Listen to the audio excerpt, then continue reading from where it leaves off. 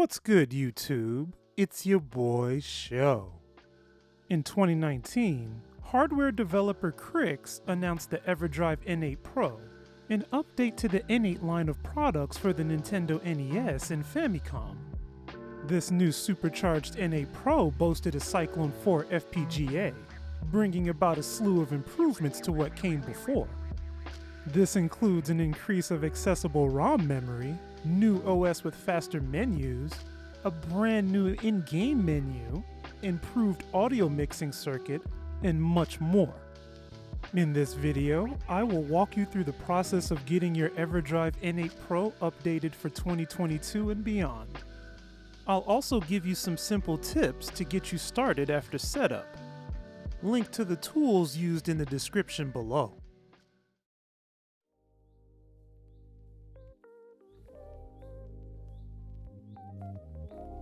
Before you get started, you'll want to do a check of the hardware that you'll be using with the N8 Pro, as well as the version of the Pro that you've purchased. If you're interested in playing on a front or top loader NES, understand that you'll need to modify the console so that the expansion audio can be heard from games that support it. This can be achieved by soldering a resistor between pins 3 and 9 on the NES expansion board for front loaders, or pin 51 to audio out for top loaders. If you don't wish to mess with playtesting resistors for the audio mix, you can order an attenuated expansion audio board that will provide for a cleaner mod. Designed by Voltar, these boards can be purchased on Castlemania's website for a couple of dollars.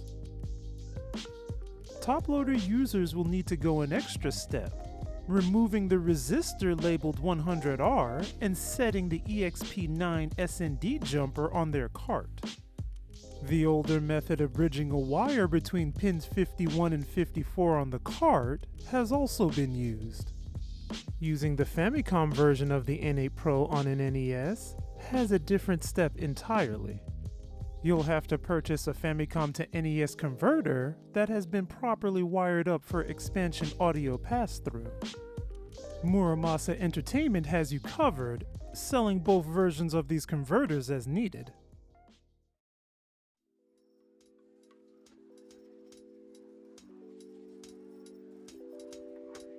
Getting started, you'll want to make sure that you have a large enough SD card to hold your games.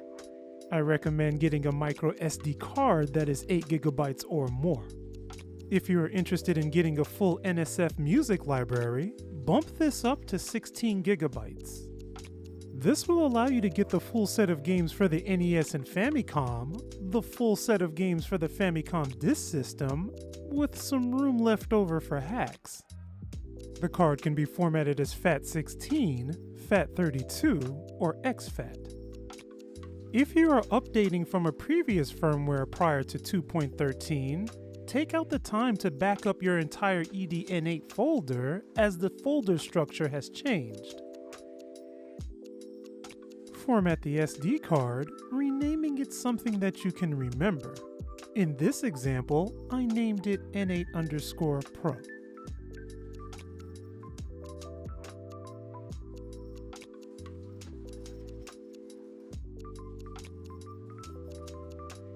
With the SD card taken care of, head to the web store for the EverDrive N8 Pro.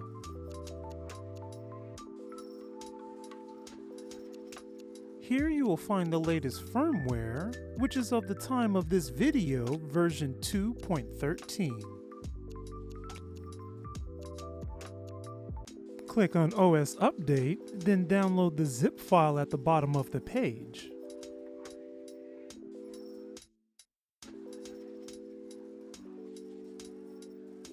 Extract the entire EDN8 folder from the zip onto the root of your SD card.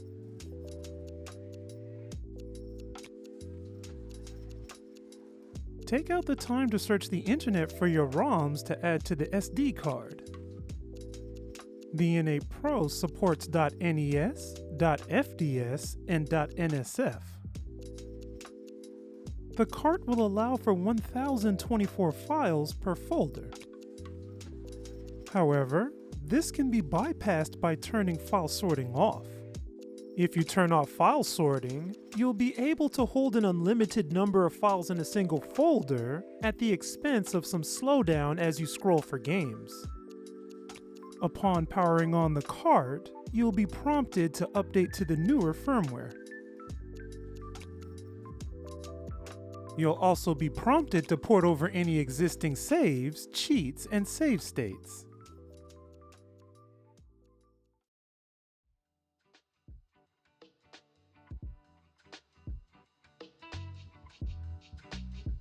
As expected of a Krikzz product, navigating the menu and loading games is a simple and pleasant process. Pressing A will open a directory or file, while the B button will have you go back a page or cancel. Pressing the Start button will force start the last game you've played.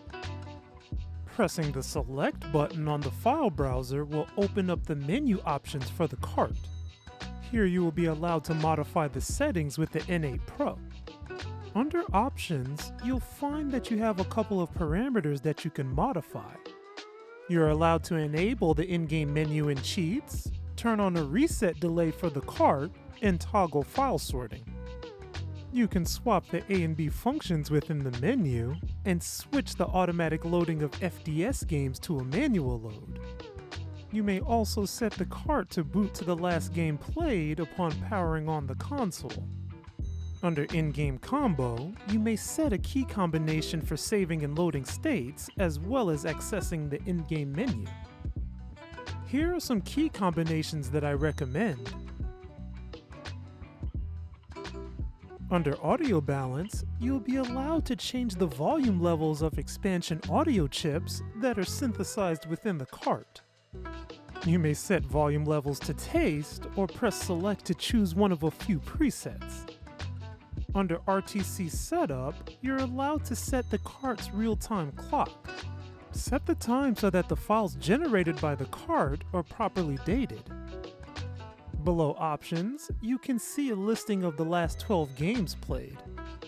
You can manually input cheats or check the device information for the cart.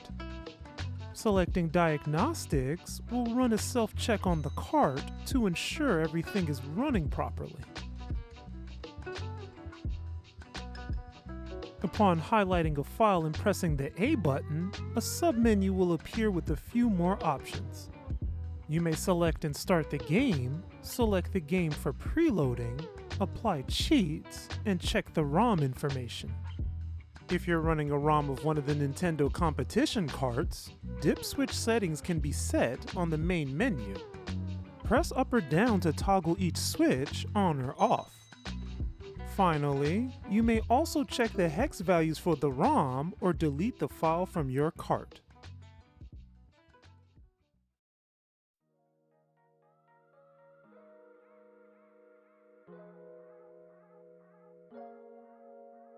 The EverDrive N8 Pro is a bit more capable than its predecessor, the EverDrive N8. This is due to the larger Cyclone 4 FPGA that the cart utilizes versus the N8's much older Cyclone 2. Support for NES 2.0 is also here, which allocates much more space for the program and character ROM. This will allow for some pirate games that utilize more ROM to be supported, while also allowing for larger games and hacks.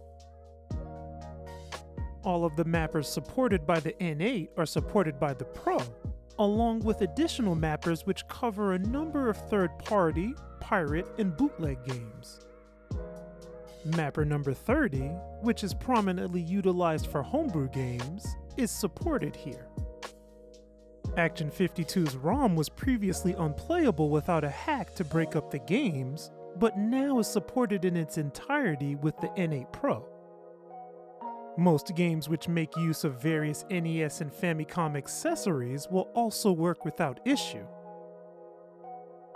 The N8 Pro supports all known expansion audio chips: FDS, VRC6, VRC7, Sunsoft 5B, MMC5, and Namco 163. Pressing your in-game menu key combination during gameplay will allow you to handle save states, toggle cheats, perform a soft reset on the game, or exit to the main menu. If you are interested in viewing what mappers are supported, my good friend Great Hierophant has created a mapper matrix listing for the NES.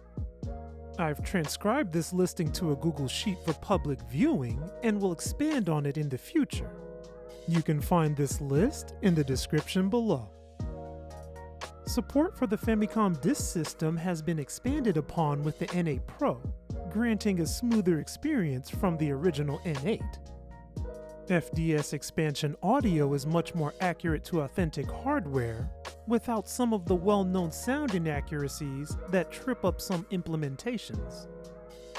The Nintendo BIOS screen for the FDS has been replaced with a simple blue screen that prompts you for game loading.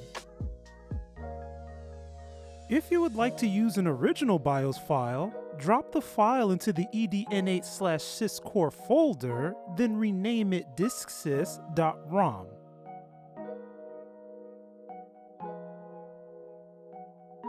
The system will make use of the file if it's seen. There are two ways to handle disk loading with the N8 Pro: automatic and manual loading. In manual loading, you'll need to swap disks by pressing the physical switch on the card itself whenever you're prompted by the game.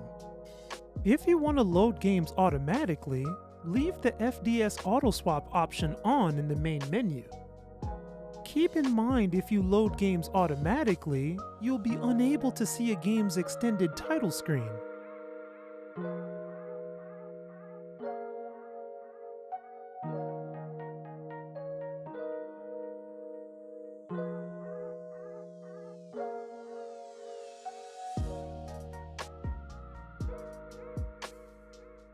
The in-game menu and its functions will be available for FDS games.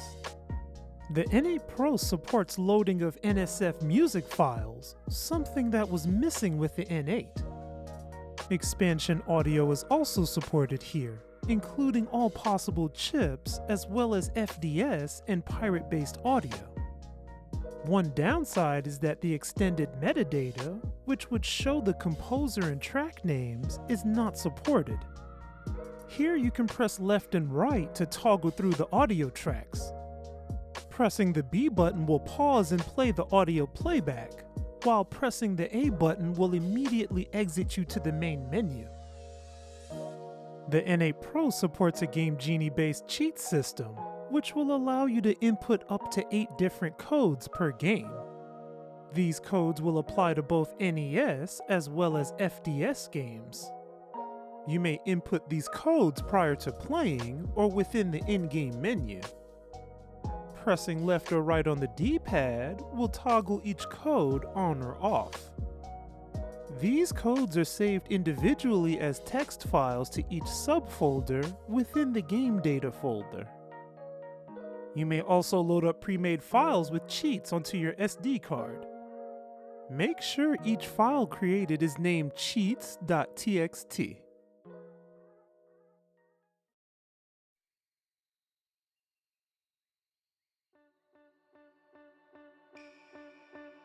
For games that have save support, saving your game will write a .srm file to each individual subfolder within the game data folder. You may use an online tool known as Save File Converter to convert these .srm files into something usable by MiSTer and other emulators. Make sure each file is renamed as bram.srm if you are pulling from other emulators. Save states that are created are stored as .sav within the same subfolders. With each save state that is created, a timestamp will be marked at the bottom of the in-game menu. The save state feature on the N8 Pro allows for 100 save slots per game. With the 2.12 update, Krikzz has created a save state recovery option for the N8 Pro. Whenever you save a state over a slot that has been occupied with the save, a duplicate of the previous save will be pushed to the recovery slot automatically. This feature can be useful in a pinch, but keep in mind if you continue to save new states, it will push new data to the recovery slot in tandem. The .sav files can be backed up and shared with others. This concludes the tutorial for the EverDrive N8 Pro. I hope you've enjoyed it and were able to get a couple of cool things out of this video. If you've made it this far, thank you for watching. Do you have an NES or Famicom game that you would like to recommend? Any questions for me concerning this video? Let me know in the comments section. If you like this video, consider dropping a sub or a like. Also, why not check this video out? Peace.